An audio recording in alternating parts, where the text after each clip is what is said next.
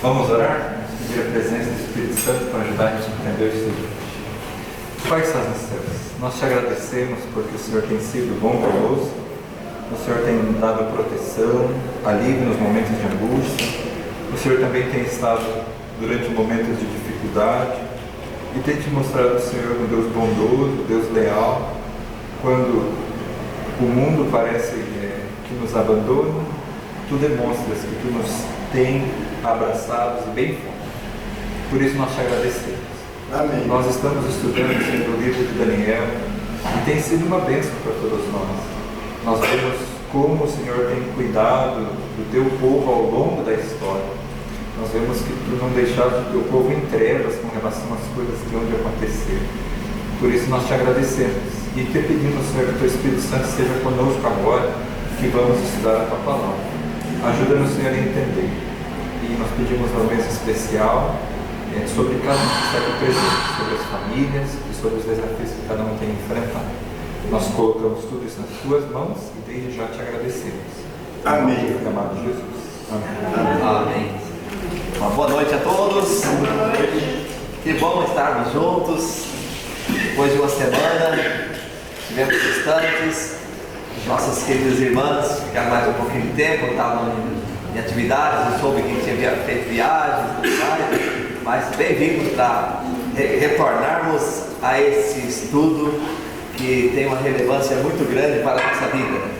Louvado seja Deus por termos mensagens da Bíblia tão profundas e tão importantes para o tempo que nós vivemos.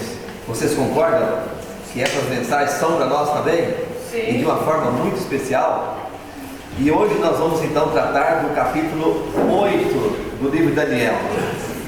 E eu gostaria de fazer apenas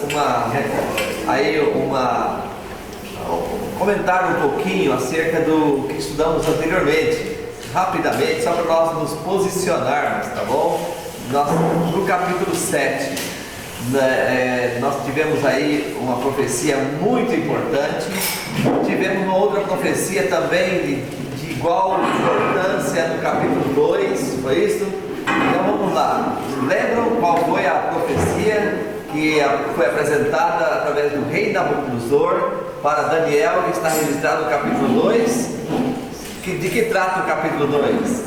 Da estátua, exatamente, da estátua. Nós vimos ali que o rei teve um sonho e ele viu uma estátua, e essa estátua estava dividida ali com várias partes, começando com a cabeça de ouro, e essa cabeça de ouro representava o Império Mundial. Qual foi o império?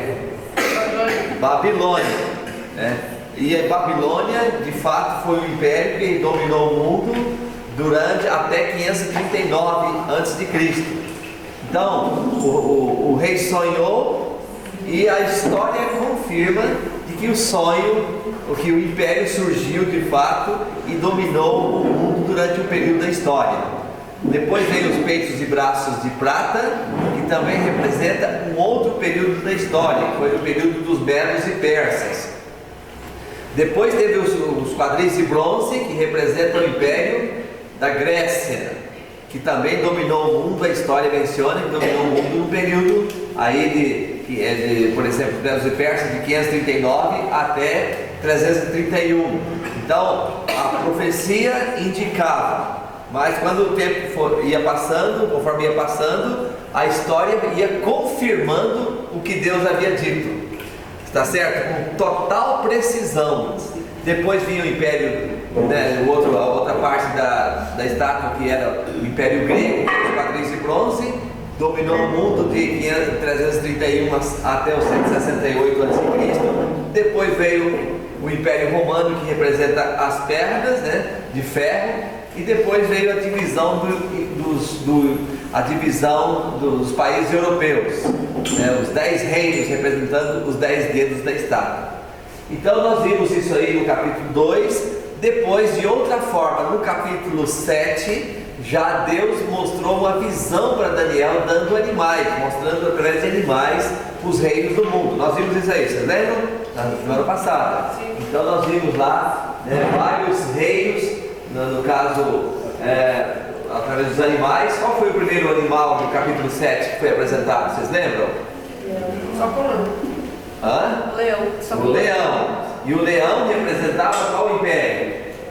Babilônia. E aí depois vem o urso, representando o império dos Medos e Persas. Depois vem qual é o seu outro animal? Leopardo. E representando qual império? Da Grécia. Então, a visão foi dada e com o passar do tempo tudo foi cumprido. E aí vem no capítulo 7 falando sobre o animal, né, o terrível e espantoso. E aí então vem representando a Roma, que viria, no caso quando foi mostrado Daniel, viria e faria grandes atrocidades, mataria milhares de pessoas, destruiria, até tentaria destruir o cristianismo, acabar com a Bíblia, uma série de coisas que esse império tentou fazer, né, para a humanidade. E aí essa Roma foi dividida em duas partes, Roma pagã, depois veio a Roma papal. E nós vimos também que depois da Roma, no finalzinho ali do período da Roma pagã, da Roma papal, eu digo, surgiu também um outro fato, que entrou agora o ancião de dias. E entrou então em cena, Jesus Cristo entrou em cena. E Jesus Cristo entrou em cena agora como juiz. E é interessante que essa parte é muito importante para nós, porque hoje nós temos, como nós falamos na semana passada, nós temos no céu Jesus Cristo. E Ele está no santuário celestial, intercedendo por nós. Então, eu fico feliz, porque eu vejo que há sofrimento na terra, e esse sofrimento atinge a todos, mas não vai ficar assim. Jesus entra em cena e Ele dá a vitória para os seus filhos, e os seus filhos reinarão com Ele para sempre. Amém. Isso faz a diferença? Aí você vai poder dizer um dia aos seus amigos, para quem quer que seja, dizer assim: eu sofri na terra, mas as bênçãos que eu estou recebendo no céu, olha, tá bem, o sofrimento foi apagado há muito tempo. Somente Deus vai dar alegria, porque o reino será entregue, como o capítulo 7 mencionou, para os santos do Altíssimo. E os santos do Altíssimo são aqueles que vivem com Deus, andam com Deus a cada dia nessa terra. Olha, se nós não acreditarmos nisto, a nossa fé torna-se vã. E como fica a Bíblia Sagrada, né? Ô irmão, o senhor queria dar participação? Ou levantou a sua mão assim? Vamos falar. O quinto reino, nós somos súditos dele. É Cristo que vai reinar. Nós temos que pensar nisso. Estamos na véspera do quinto império universal, Que jamais passará. que jamais passará. Isso é muito, muito interessante. Agora, no capítulo 8, Daniel também recebe outra visão de Deus. E nós vamos estudar um pouquinho sobre essa outra visão, que alguns aspectos dessa outra visão têm a ver também com o capítulo 7. Vamos tocar aqui? Então vamos abrir Daniel agora o capítulo 8. Abra sua Bíblia e em nome de Jesus vamos a esse tópico tão significativo para nós. O verso 1 já começa dizendo o quê? Vocês já estão aí, Daniel, capítulo 8, no ano terceiro do reinado de Belsazar. Vocês veem aqui que Nabucodonosor já saiu de cena, agora já entra um outro reino. Segundo alguns dizem, era filho dele. Então ele saiu de cena, aí veio Belsazar. E Belsazar foi o terceiro ano de Belsazar. Aqui já mostra que foi, segundo alguns estudos, no ano 551 a.C., tá? Que houve esta visão, que Daniel teve esta visão, no ano 531. E aí eu vou pedir então que vocês me ajudem na leitura, tá? Agora no verso 3, Daniel capítulo 8 e o verso 3. Levantei os olhos e eis que diante do rio estava um carneiro que tinha 2 chifres. Os 2 chifres eram compridos, mas um era mais comprido do que o outro, e o mais comprido apareceu por último. Perfeitamente. Então, vamos aqui juntos, todos acompanharam? Daniel levantou os olhos, né? Então, na minha tradução diz um pouquinho diferente, irmão, da sua, mas o sentido é o mesmo, né? Olha aí, ó. Então levantei os olhos e vi, eis que diante do rio estava um carneiro, o qual tinha 2 chifres, e os 2 chifres eram altos, mas um mais alto do que o outro, e o mais alto subiu por último. Aqui esse carneiro representa o quê? O que esse carneiro representa? Nós não precisamos dar resposta por nós mesmos, nem citar aqui autores. Tal autor falou que deve ser isso. Não é assim. A própria Bíblia, o próprio texto me dá a resposta. Porque Daniel, quando viu todos esses animais, tudo que ele viu nesse capítulo 8, em algum momento ele ficou espantado, ele não sabia traduzir o que é isto. Então o próprio anjo veio para dar a resposta. Aí aqui no capítulo, por exemplo, no verso 20, olha a resposta aqui do que significa esse carneiro. Verso 20 agora. Aquele carneiro com 2 chifres que você viu são os reis da Média e da Pérsia. Já deu a resposta aí?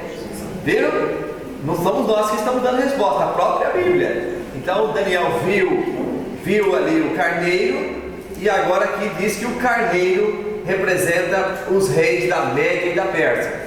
Esses 2 reis um se chamava Ciro, né? O rei Ciro é muito conhecido, o profeta Isaías falava dele, que ele chegaria, ele seria como um pastor ungido de Deus para tirar o povo de Israel que estava escravo em Babilônia.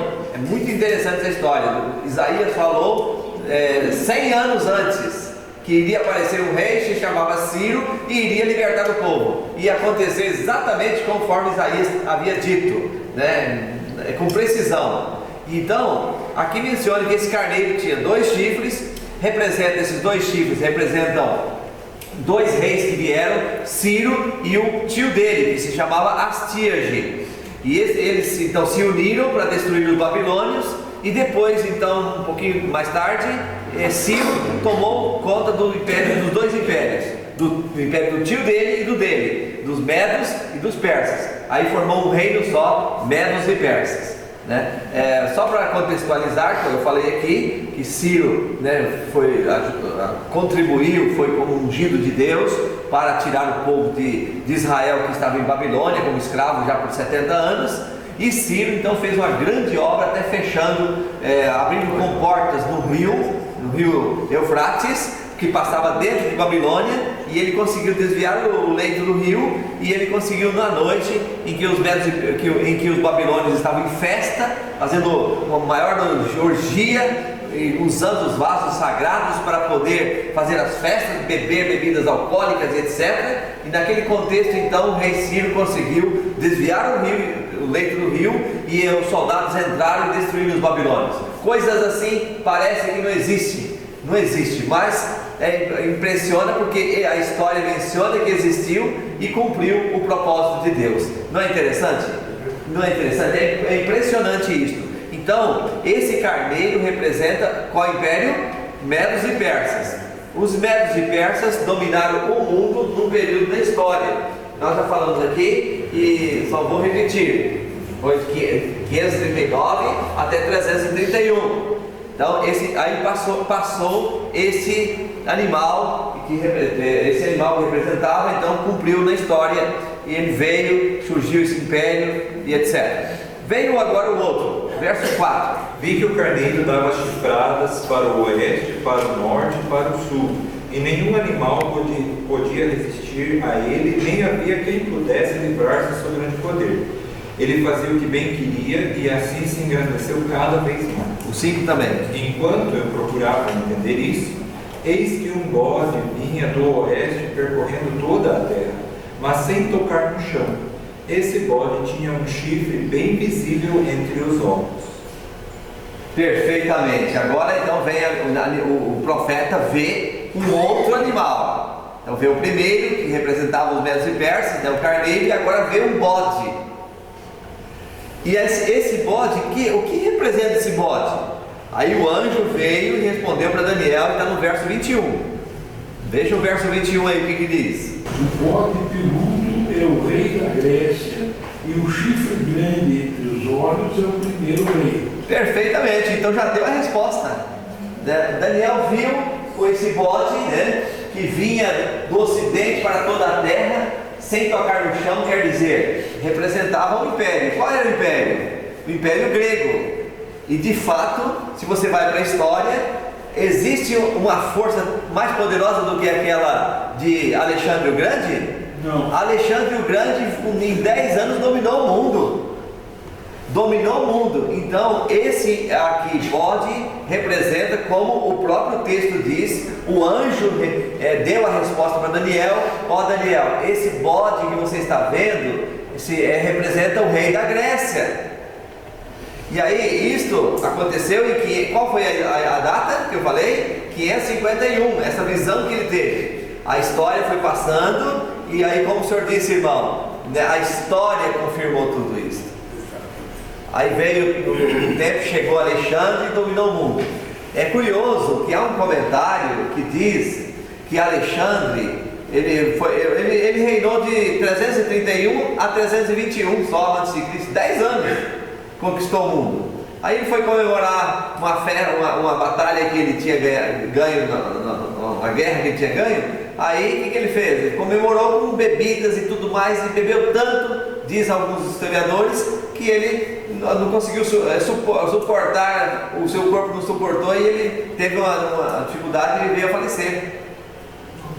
Dominou o mundo, mas não dominou a si mesmo. Não teve o domínio de si mesmo. 31 anos de idade. Novo. E aí, o que aconteceu? Alexandre o Grande, naquele período que ele estava conquistando o mundo, vencendo as guerras, ele quis conquistar uma cidade perto de Jerusalém, chamada de Gaza. E então ele pediu auxílio para os judeus, ou para os judeus, que os judeus dessem força para que conseguisse conquistar a cidade de Gaza. Os judeus foram indiferentes, não ajudaram. Aí Alexandre mandou um recado para os judeus: eu vou destruir a cidade de Gaza e depois eu venho para matar vocês. E aí ele veio mesmo, conseguiu conquistar Gaza, e ele veio para matar os judeus. Aí 70 sacerdotes foram até a porta da cidade e disseram: não nos mate antes de nos ouvir, por favor. Pediram misericórdia. E aí, então Alexandre resolveu ouvir aqueles sacerdotes. Os sacerdotes colocaram uma roupa de sacerdote em Alexandre o Grande também, levaram ao santuário e explicaram essa profecia de Daniel. Disse para Alexandre que iria aparecer um rei da Grécia e iria dominar o mundo. E esse rei, aí disseram, esse rei é você. Porque aqui está todo indicativo. O primeiro rei da Grécia, qual foi? Foi o próprio Alexandre. Então, graças a essa profecia, os judeus não foram mortos. Inclusive Alexandre passou a conferir honras para os judeus, porque viu que o Deus do céu já tinha falado muito tempo antes para Daniel que ele seria o rei que dominaria o mundo, Alexandre o Grande. Vocês já pensaram isso? Então Deus vai costurando tudo, sabe? Vai ajustando a história e vai fazendo com que as coisas aconteçam. E aí, terminou aqui a história desse animal, do bode, e depois, o que vem depois disso? É o verso 8 primeiro. O bode se engrandeceu cada vez mais. Porém, quando estava no seu poder, o seu grande chifre foi quebrado, e em seu lugar saíram 4 chifres bem visíveis, que cresceram na direção dos 4 ventos do céu. De um deles saiu um chifre pequeno, que se engrandeceu na direção do sul, do leste e da terra gloriosa. Ele se engrandeceu tanto que alcançou o exército dos céus, lançou por terra alguns desse exército e das estrelas e os pisou com os pés. Ele se engrandeceu tanto que chegou a desafiar o príncipe desse exército. Tirou dele o sacrifício diário e destruiu o lugar do seu santuário. O exército lhe foi entregue como sacrifício diário por causa das transgressões.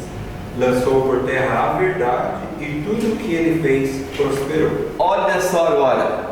Então, depois de Alexandre morreu, eu falei aqui qual foi o ano? 321. Ele morreu, e aqui o texto menciona que ele se engrandeceu bastante. Alexandre de fato engrandeceu, mas daí menciona que em seu lugar saíram 4 chifres. O que representa isso? Você tem a imagem aí, pastor? Se tiver a imagem, tudo bem, senão não há problema. Ali está o desenho agora sim. Então este bode representando a Grécia tinha um chifre pequeno, né, um chifre pequeno que se despontou, representava Alexandre o Grande, e no lugar dele, quando ele caiu, quando ele saiu, né, foi morto, ele morreu, perdão, aí menciona que 4 chifres notáveis, então vieram em seu lugar, saíram em seu lugar. O que representa? Alexandre, quando morreu, ele tinha 4 generais: Ptolomeu, Cassandro, Lisímaco e Seleuco. Esses 4 generais então assumiram, dividiram o mundo em 4 partes, e cada um ficou com uma parte do mundo. Isso a história menciona, né? E eles aí reinaram, esses 4 generais, até que um deles foi crescendo mais do que os outros, os Seleucidas, que ocupava a região ali da Europa. E ele então na Itália, estava ali, especificamente na Itália. Aí ali ele então conseguiu, cresceu mais, teve mais força e dominou os demais. E os Seleucidas se tornou o chamado Império Romano, que nasceu. Aí a Roma nasceu em 168 com uma pessoa chamada Antíoco Epifânio. Antíoco Epifânio então entrou como agora o primeiro a dominar o mundo através do Império Romano.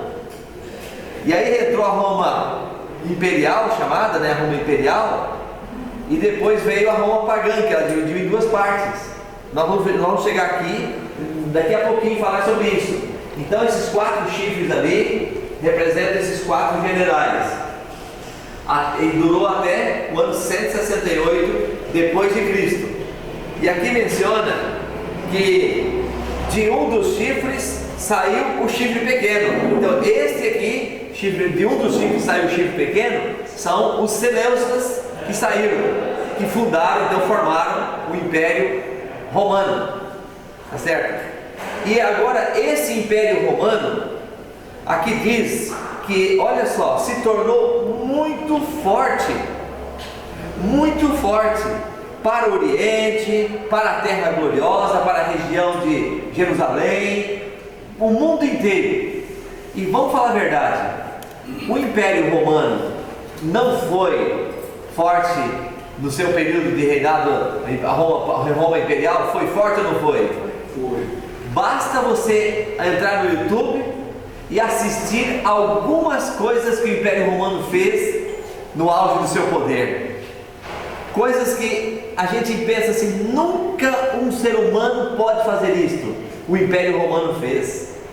Entra lá a história de Massada que eu contei aqui semana passada. Entra lá no YouTube. O que os romanos fizeram para tomar a cidade de Massada a 1.600 metros de altitude. Uma coisa que impressiona qualquer um. Aparentemente não tinha como. Os romanos chegaram lá e conquistaram. Os romanos da cidade de Petra, posso dizer também. A cidade de Petra, na Jordânia, é uma cidade que os moradores viviam nas pedras. E lá embaixo era a estrada.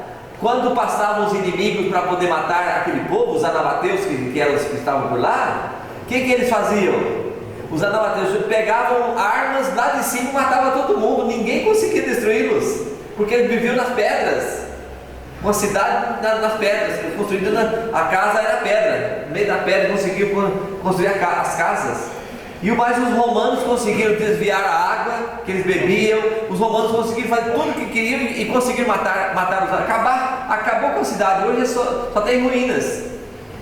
Os romanos fizeram isso. E o texto aqui menciona que este chifre pequeno, tido pelos historiadores e pela própria Bíblia como sendo o Império Romano, que veio depois, Quem é que veio depois do bode? Veio esse chifre pequeno. Qual foi o rei que veio depois qual foi o reino que surgiu depois do Império Grego? Foi o Império Romano. A história confirma isso. Então, o que mais fez o Império Romano, além de guerras políticas e outras guerras que eles fizeram? Olha só, o pastor leu aqui. Eu destaquei aqui alguns itens. Primeiro, engrandeceu até o príncipe dos exércitos. Ou seja, quem foi que matou Jesus? É lógico que Satanás estava por trás, os judeus também contribuíram, mas o Império Romano é que foi lá com a arma para tirar a vida de Cristo, não foi? Então o Império Romano engrandeceu até, aqui como menciona, até Cristo. Mas não é só isso não, dele tirou o sacrifício diário. O que o Império Romano fez? Olha, se vocês conseguirem entender, eu não sei se eu vou conseguir com minhas palavras, mas eu estou querendo passar. Olha o que o Império Romano fez. Jesus Cristo, quando veio à Terra, cumpriu o seu ministério e depois ele foi para onde? Vocês têm dúvida de que ele foi para o céu? Alguém tem dúvida?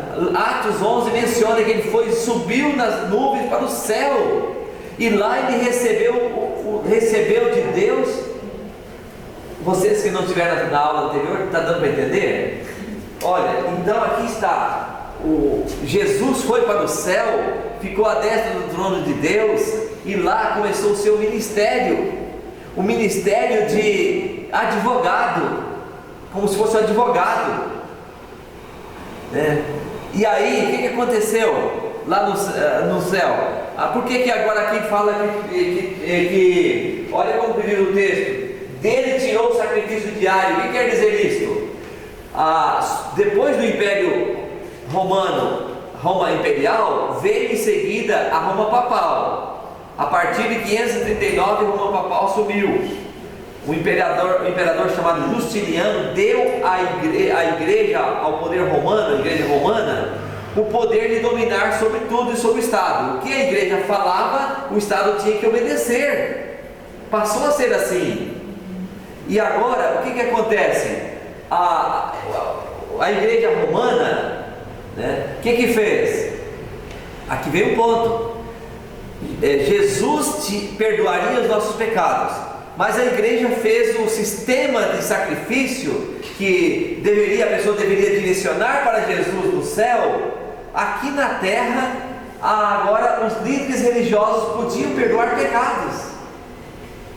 Você chegava para um líder religioso e falava ali sobre os seus pecados, e ele perdoava. Então tirou de Cristo, o papel de Cristo foi tirado de lado, anularam o trabalho de Cristo. Então a pessoa não ia a Cristo Jesus, a pessoa ia para onde? Ia para um líder religioso, e até hoje muitos vão. Vocês estão entendendo? Então o texto aqui menciona que ele tirou o sacrifício diário, e também o lugar do seu santuário foi deixado por terra.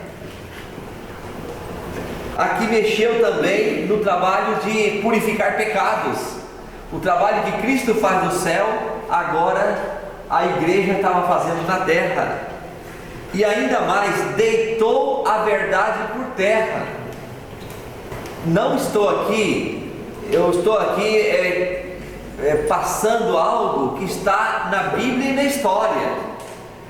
Às vezes eu até assim fico meio com o coração dolorido, porque alguém pode pensar, poxa, está forçando a barra. Não é uma forçação de barra, que está dizendo, deitou a verdade por terra.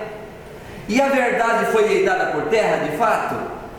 Basta você pegar a Bíblia Sagrada lá nos 10 Mandamentos e ver que a verdade dos 10 Mandamentos já não existe mais no livrinho que eu tenho em casa e tenho consideração por ele, chamado Catecismo. Mas está lá, você não encontra lá a verdade sobre adoração de imagens, e você não encontra também a verdade do sábado ali. Você encontra? Por isso que eu digo, eu estou vendo meu carro ali, ó, a parte dele, mas eu dou aquele carro para quem achar, né, no Catecismo os 10 Mandamentos conforme está na Bíblia. Se tiver, você ganha um carro. Não está ali. Então houve sim esse detalhe aqui, aconteceu no Império Mundial, que era chamado o Império Romano. Só que hoje tem um problema: muitos de nós seguimos o caminho que a igreja nos indicou no passado. É fato ou não é fato? É fato. O cristianismo, eu posso dizer para vocês, você vai para a história, você vê o que o cristianismo pegou a tradição, pegou a filosofia grega, pegou a filosofia e a tradição e agora passou a catequizar a humanidade com esses ensinos. A Bíblia Sagrada foi deixada de lado. Por que se chama a Idade Escura? Vocês já ouviram na história, não tem a Idade Escura? Antes da Idade Média? Foi quando os ensinos da Bíblia foram deixados de lado. E isso foi a partir do quarto século. Você vê ali bem claro, a história menciona, a partir do quarto século, a Bíblia foi sendo deixada de lado e foi entrando as tradições. As tradições. Acontece que chegou na Idade Média, aí vieram os reformadores, vieram pessoas que eram líderes, por exemplo, Martinho Lutero era um líder da Igreja Romana. E Martinho Lutero viu a Bíblia Sagrada e viu a tradição e viu diferença. E ele disse aqui: o princípio tem que ser só a Escritura. É o que está na Bíblia e fora disso. A Bíblia Sagrada, na verdade, existia aquele pensamento que existe hoje ainda, que eu vi já em muitas literaturas: fora da igreja não se compreende a Bíblia. Então, para compreender a Bíblia tem que ser pela igreja. E o que a igreja fez? Tirou a Bíblia de lado. Então não tinha mais compreensão. Não, mas chegava-se a dar culto de costas. Sim, isso sim, sim. E as pessoas não tinham. E ainda era no latim. Sim. Uma língua que nem todos entendiam. E aí eu vi uma homilia, uma exposição da Bíblia numa língua desconhecida, e ainda o sacerdote ficava de costas para o povo. E aí A Bíblia era longe das pessoas comuns, das Sim. pessoas que não tinham uma pequena condição. Essa época dos copistas da Bíblia. sim, os maçoretas se chamavam. Aí chegou no ano 1000. No ano 1000 entraram os maçoretas, os copistas. Aham. Aí vinha lá, alguém ditava e vários copiavam. E ainda nós temos aí muitas Bíblias hoje, então, favoreceram muito para esse aspecto. Mas pode falar. Eles fizeram 7 cartas a mais na Bíblia. Os livros apócrifos. Sim. Não é que eles fizeram, na verdade, os livros apócrifos vieram ali com Jerônimo, né? Jerônimo, na Vulgata Latina, em 382. Jerônimo tinha boa intenção, ele foi até Israel, conheceu bem o mundo judaico, e ele colocou então a Bíblia como era no hebraico, como era a Septuaginta. A Septuaginta veio antes, veio em 282 antes de Cristo. Aí, no período de um rei chamado Ptolomeu II. E aí o que aconteceu? Muitos judeus estavam morando já numa região, no Egito e em outros lugares, e o grego era o que dominava. E muitos sabiam o grego, mas o hebraico não tinha uma compreensão tão ampla assim. O que fizeram? Eles então, os escribas, né? 70 sábios, em 70 dias, eles dividiram aqui a Bíblia e conseguiram transcrever do original hebraico para o grego. E ainda mais, eles pegavam naquele tempo lá, eles pegavam um papel, uma folha de papel e faziam um X no papel. E a letra que estava no meio do X, no original, tinha que ser a letra que estava na cópia. Aí passava no teste. Eram super rigorosos na tradução. E aí perceberam que a letra que estava no original da Bíblia, naquela página, era a mesma, era naquele rolo, né, que era em forma de rolo. Então era a mesma letra que estava na cópia. E assim então foi aceita a chamada Septuaginta, né, que era uma cópia do original. Quando chegou em 382 depois de Cristo, ali foi o período, sabe de quem? De Jerônimo, um pouquinho depois Agostinho. Agostinho já nasceu naquela época. Naquela época ali, porque Agostinho, se eu não me engano, foi exatamente de 382 até 430, se eu não me engano, uma coisa assim, ou 352 a 430, foi o período de Agostinho. Agora, o que vem aqui? Aí vem um ponto. Agostinho, quando Jerônimo morreu, ele forçou o Papa na época que colocasse os livros apócrifos na Vulgata Latina. E conseguiu entrar. Aí foi aceito então esses livros apócrifos. Por que são chamados apócrifos? Porque eram livros que não tinham assim correspondência, não estava totalmente de acordo com o original. Está entendendo? Então esses 7 livros não estavam totalmente de acordo com o original. Então, por exemplo, os cristãos da Reforma Protestante da Idade Média rejeitaram totalmente esses aí. O protestantismo a partir de Lutero, Calvino, João Hus, João Wycliffe e outros mais, os reformadores da Idade Média, os teólogos, não aceitaram esses livros como sendo inspirados por Deus. Não tem um certo grau de radicalismo nisso? Eu tenho uma Bíblia dessa, que tem os livros apócrifos, e eu tenho um estudo que não comprova que não foi radicalismo. Sabe por quê? Porque fala ali sobre rezar pelos mortos, outras doutrinas sobre purgatório, sobre pontos que a Bíblia não apoia, os outros livros da Bíblia não apoiam, não dá suporte. Então por isso que não estão no texto original da Bíblia. Que não estão no texto original. Não estão no texto original da Bíblia hebraica e nem na Septuaginta. Não, exatamente. Vocês estão me entendendo até aqui? Vamos andar um pouquinho? Não parou aqui não. Eu, na verdade, irmão Flores, eu vou fazer o seguinte: eu não vou terminar, porque esse capítulo 8, ele tem 2 partes. A parte que trata dos animais, e essa parte vai então até a Roma, e depois tem uma outra parte muito interessante, que o Daniel ficou perturbado e não conseguiu resposta. Não tem resposta no capítulo 8, mas vai entrar no capítulo 9. Então na próxima semana a gente estuda o capítulo 9 e aí para entrar no capítulo 8, que é uma profecia grande, maior, que tem uma profecia menor que está dentro da profecia maior.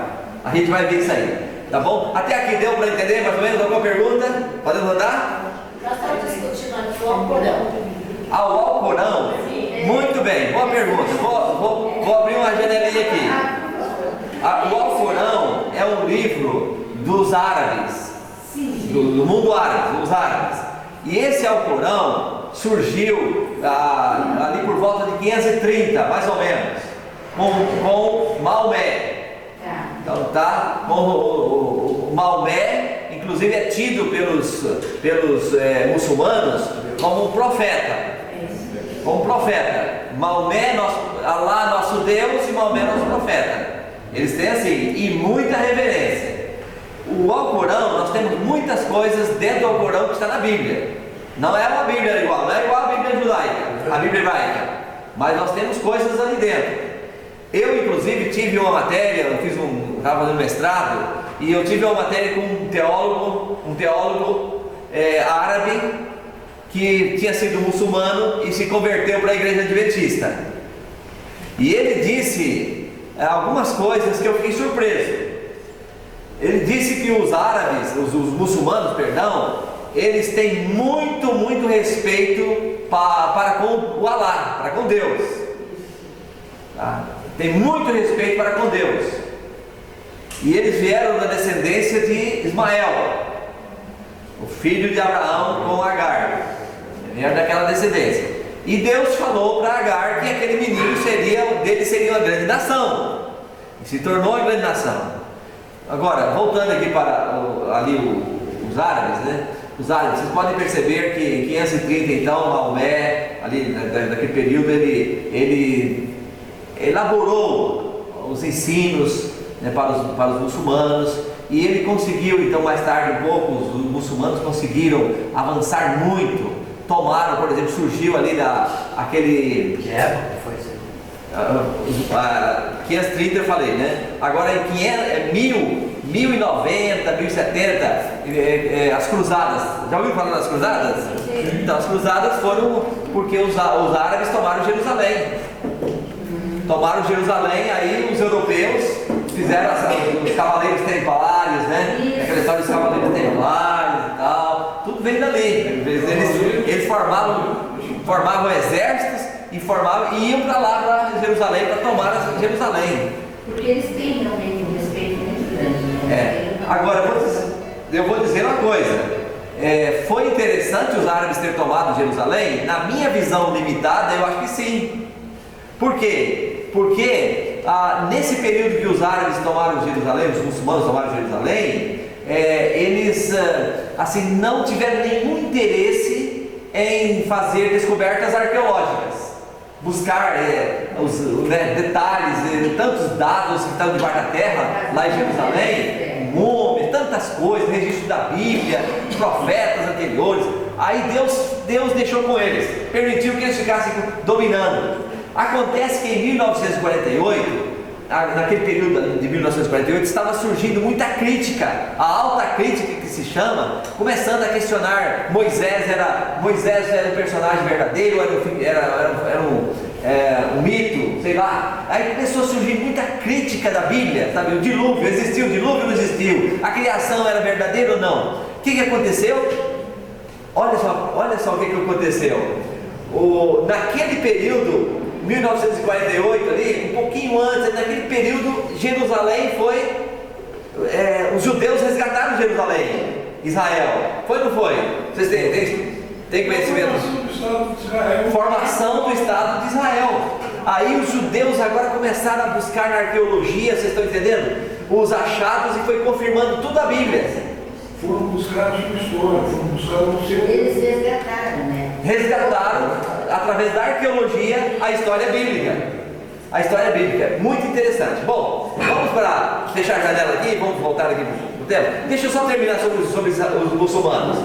Respeito o pensamento de qualquer um, mas eu creio os muçulmanos têm muito a oferecer para o mundo, principalmente nessa época.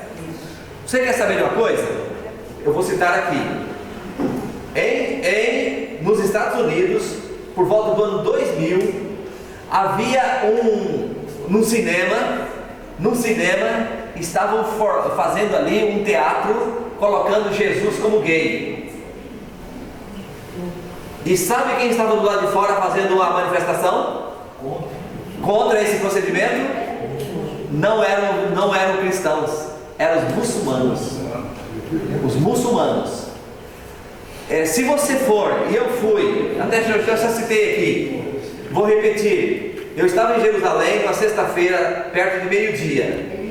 E em algum momento eu vi ali uma euforia, gente correndo, carro buzinando.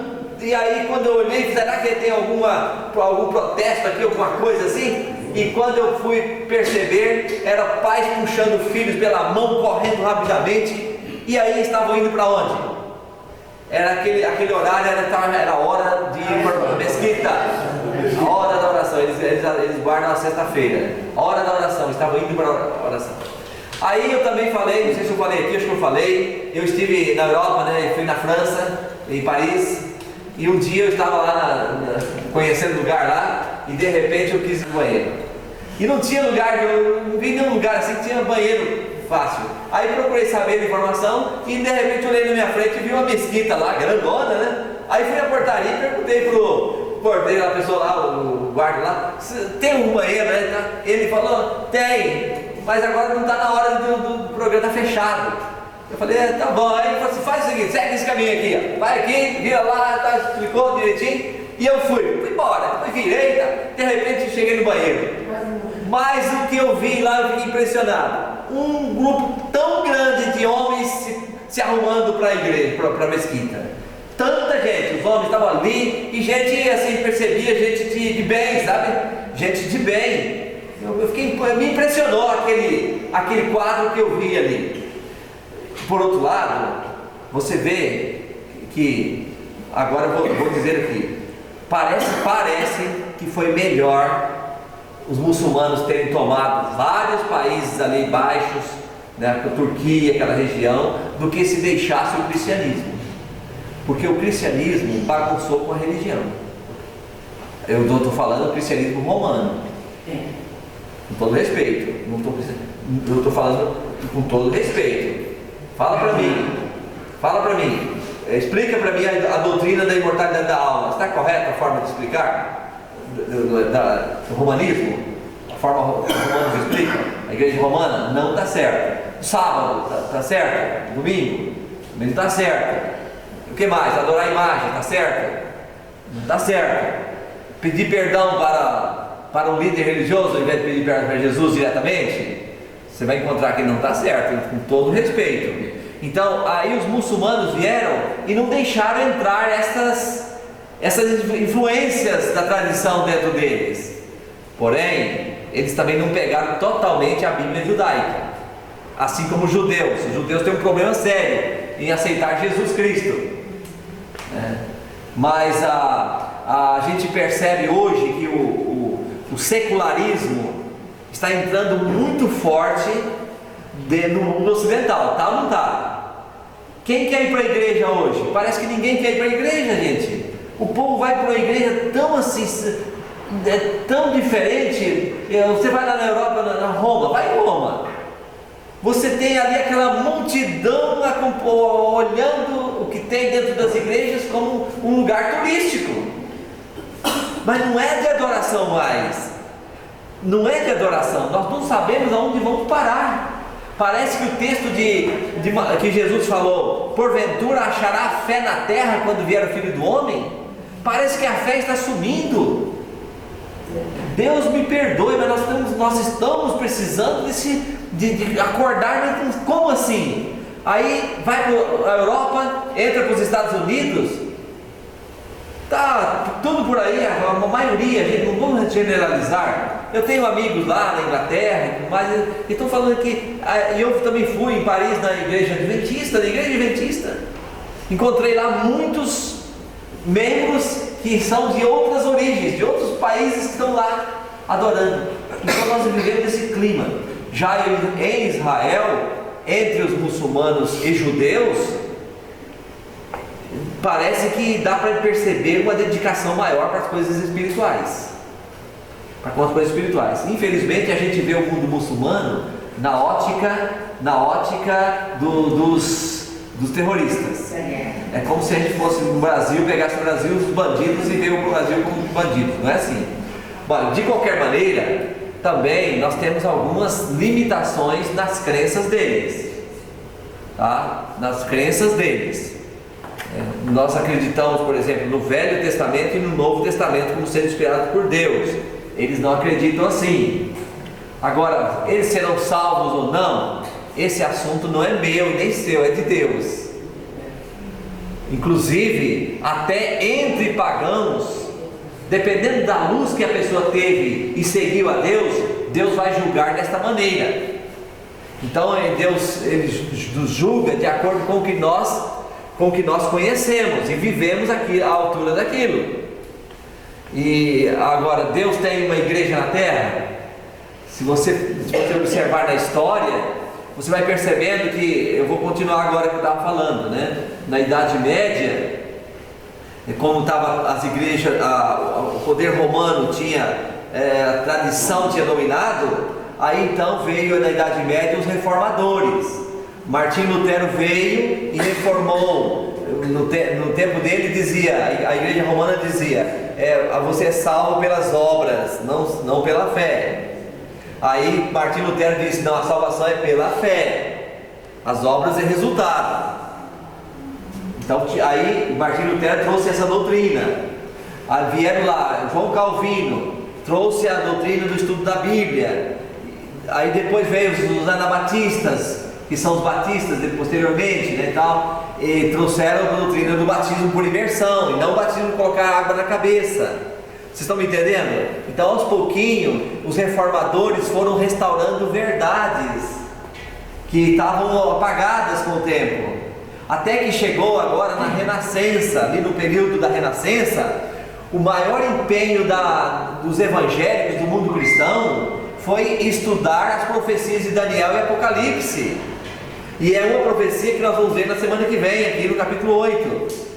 E aí eles estudaram as profecias e o mundo inteiro começou a estudar, e nos Estados Unidos e Europa, buscando conhecer mais as profecias bíblicas.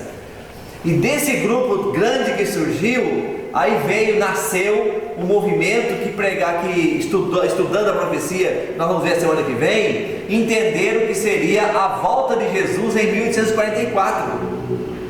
Como Jesus não veio em 1844, daquele povo grande que tinha, nasceu agora um pequeno grupo que persistiu em seguir a Bíblia e tão somente a Bíblia. E aí pegaram a doutrina que Lutero descobriu, que João Calvino descobriu, que os batistas descobriram, e formaram uma igreja, um povo. E junto com essas doutrinas, outras doutrinas foram descobertas. Por exemplo, a doutrina do sábado.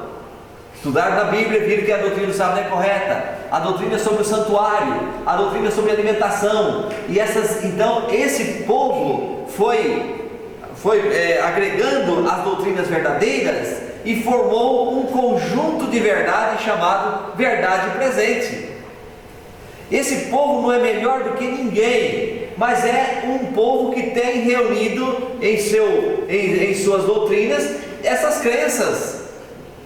crenças. Então, hoje, às vezes a gente fala isso e a pessoa pensa, o pastor está puxando para o lado dele. Jamais. Pega a Bíblia, vamos ver. Olha só, nós temos doutrinas, agora a igreja adventista que surgiu desse pequeno povo, nós temos doutrinas que vêm dos batistas. Nós temos que agradecer os batistas. Qual é a doutrina? Batismo por imersão. Porém, nós não temos coisas que nós não podemos encontrar base bíblica para os batistas. Qual é a base bíblica? Qual é a doutrina? Domingo, guarda domingo. Você encontra a base bíblica? Não encontra, aí cai por terra. Mas não quer dizer que eles não vão ser salvos. Isso aí é um assunto com Deus. Mas a igreja em si, que ensina, precisa ensinar toda a verdade. Aí você pega também o presbiteriano. O presbiteriano ensina imortalidade da alma, ensina batismo por aspersão. O presbiteriano ensina predestinação, que a pessoa, Deus é que escolhe quem vai ser salvo ou não. Isso aí é perigoso demais. Batismo por aspersão, então não é bíblico, mas tem coisa boa na presbiteriana também.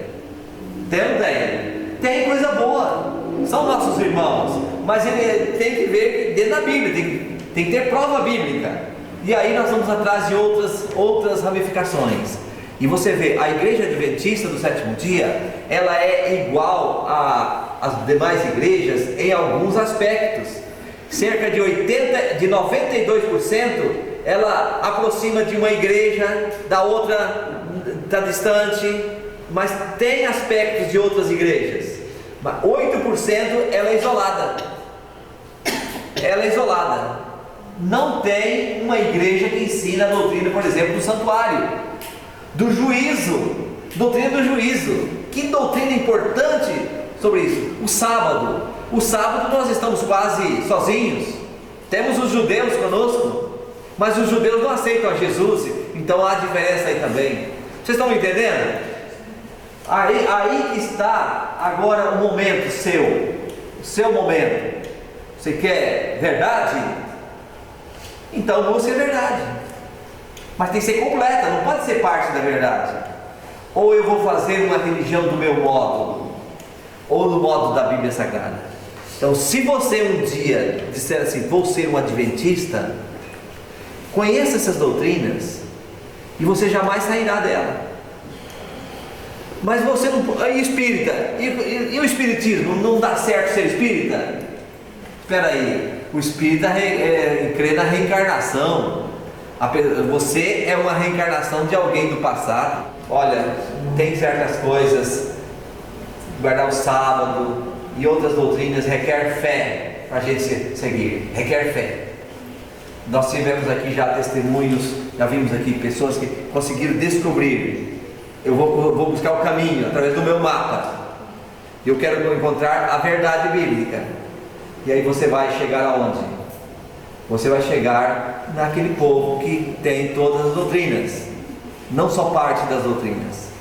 Tá certo? Vamos aqui terminar então, Daniel, a parte aqui do que nós já descrevemos, né, o animal terrível e espantoso. Nós já falamos sobre Roma, o que ela fez. Aí agora nós vamos ver o seguinte, capítulo 8, deixa eu só me inteirar aqui. Capítulo 8 e o verso... Nós paramos no 3 já hoje. Verso 26. Ah, sim, deitou a verdade por terra, perfeitamente. Precisamos aqui desse ponto. Aí, o que fala em seguida? Depois vi um santo que falava e outro santo lhe perguntou: até quando vai durar a visão do sacrifício diário suprimido e da transgressão desoladora? Até quando o santuário e o exército ficarão entregues para que sejam pisados aos pés? Ele me disse: até 2.300 tardes e manhãs, depois o santuário será purificado. Viram aqui a pergunta? Um santo, na visão de Daniel, um santo falando com o outro, e fez a pergunta, né? Até quando durará a visão do sacrifício diário? Ou seja, aqueles sacrifícios que deveria ser feito, né, entregar a vida para Jesus, ter intercessão direta com Jesus, agora passou a ser com pessoas da terra, sistema de sacrifícios ou de perdão de pecado, etc. Então, até quando vai durar essa bagunça, em outras palavras, essa transgressão dos ensinos de Deus? A pergunta veio, e aí ainda fala mais, né? Olha só, até quando durará a visão do sacrifício diário e da transgressão assoladora? A visão na qual é entregue o santuário e o seu exército a fim de ser pisado. Os ensinos sobre a salvação do santuário, o juízo que está no santuário, até quando vai durar tudo isso? E aí aí veio a resposta. Ele me disse: até 2.300 tardes e manhãs e o santuário será purificado. Aí vem um detalhe. Daniel entendeu isso? Será que Daniel entendeu? No verso 26, Daniel entendeu todo o procedimento dos reis que viriam e tal. Aí no verso 26 ele diz: a visão da tarde e da manhã que foi dita é verdadeira. Tu, porém, preserva a visão, porque se refere a dias ainda muito distantes. E eu, Daniel, enfraqueci e estive enfermo alguns dias. Então me levantei e tratei dos negócios do rei. Espantava-me com a visão e não havia quem entendesse. Termina o capítulo 8 assim. Olha que desespero. Ninguém entende. Ficou confuso na minha mente. Por que não entende? Porque foi dito assim: até 2.300 tardes e manhãs e o santuário será purificado. Por que ninguém entende? Porque não tinha um começo. Aí Daniel vai para casa, começa a trabalhar com os assuntos do rei e passam 13 anos. Aí no capítulo 9 o anjo volta para dar resposta para ele.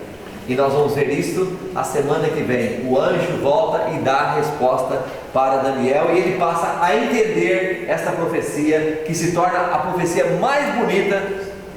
Entre outras, ela é muito destacável no capítulo 8 de Daniel. Nós vamos falar sobre ela a próxima semana. Termino aqui fazendo uma pergunta. Conseguiram entender alguma coisa? Sim. Tomara que não seja igual o grego, né? Como muitos falam, um professor meu dizia: fala na sua cabeça e some tudo, né? Tomara que não seja. Mas o que fica para nós agora, vamos aqui um outro ponto. O que fica para nós no aspecto final, do apelo final, é o seguinte: Deus é o autor da história do mundo. Você crê nisso? Amém. Deus é o autor da história do mundo e também o autor da história de sua vida. Você crê nisto? Amém. Sua vida, Deus é o autor. Ele se interessa, e essa profecia não veio por acaso. Veio para mostrar que o mundo está nas mãos dele. Ele permite que entre reis, que saia reis, tudo mais, mas ele diz que vai chegar a hora que o exército será entregue, os santos serão entregues para Jesus Cristo. Amém. E nós seremos vitoriosos. Hoje, se você tem uma luta, e certamente Deus tem um plano especial na sua vida e na vida de todos nós. Tem uma ideia. E eu quero dizer, a história do mundo, pela profecia bíblica, já está chegando na parte final. Acho que ninguém tem dúvida disso. E nós temos uma coisa muito especial para fazer. Qual é? Viver numa dimensão mais profunda, uma experiência viva e real com o nosso Deus verdadeiro.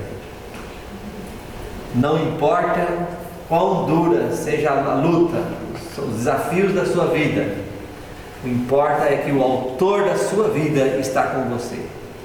E ele precisa estar com você para dar vitória. Mas ele tem um ponto muito admirável. Se tem uma coisa que Deus não decide, não ultrapassa, é a liberdade que você tem em andar com Ele ou não. Ninguém vai chegar no céu e dirá assim: meu Deus, eu estou aqui porque eu estou aqui, mas não queria estar aqui. Foi uma coincidência? Não, foi uma decisão sua. Todos chegaram lá e eu vou por uma decisão que tomou em seguir e andar com Jesus. É assim ou não é? Andar com Jesus fielmente, ser fiel a Jesus Cristo. E eu faço aqui um apelo para você. Nessa época em que o mundo está caindo, muitos estão abandonando a fé verdadeira. É hora de você falar: meu Deus, se me segura, vamos juntos, Pai. Eu quero andar contigo, quero chegar, quero viver no céu contigo. É o seu desejo? Que Deus abençoe a todos nós. Na próxima semana a gente vai completar esta profecia maravilhosa. O capítulo terminou dizendo lá que Daniel ficou chateado, acabei de ir para casa lá porque não conseguiu entender, né? Mas nos próximos capítulos do nosso estudo aqui, nós vamos entender. E ele entendeu também depois, no capítulo 9. Então não é aquele segredo que vai ficar enterrado por aí não, tá? Só essa semana, porque está parecendo novela, né? Nesse mesmo canal, nessa mesma hora, né? Mas é interessante, você vê que a gente já está chegando numa etapa do estudo, e até conversando com umas pessoas aqui em especial, a gente tem aquele costumeiro a gente ouvir, né, que todos os caminhos levam a Cristo. Não importa a igreja, o Deus é o mesmo. A gente vai ver, à medida que nós vamos avançar nos estudos, que é um dos maiores enganos atuais. Essas ideias são os maiores enganos atuais. Porque o Apocalipse divide, né, o cristianismo em duas mulheres. Mulher branca, fiel a Deus, representa um lado do cristianismo fiel a Deus, e a mulher vermelha, vestida de vermelho, que representa o lado do cristianismo infiel a Deus, né?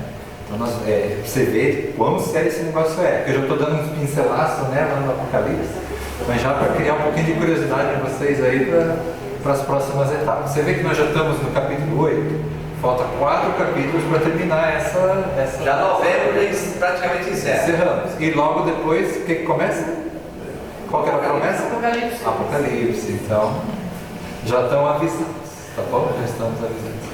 Eu quero convidar todo mundo, vamos inclinar o rosto, vamos orar. Pai que está nos céus, obrigado, Senhor, porque, como nós pedimos no início, o Senhor esteve aqui conosco, ajudando-nos a entender a Tua Palavra, e obrigado, Senhor, por mostrar-nos que através da história, as profecias que lá no passado o Senhor deu através do profeta Daniel, se cumpriram tal como o Senhor tinha mostrado. Essas profecias também mostram, Senhor, mudanças que haveriam dentro da fé, do cristianismo, e nós nos vemos agora diante dessas mudanças e precisamos tomar decisões com relação a isso. E queremos colocar tudo isso nas Tuas mãos.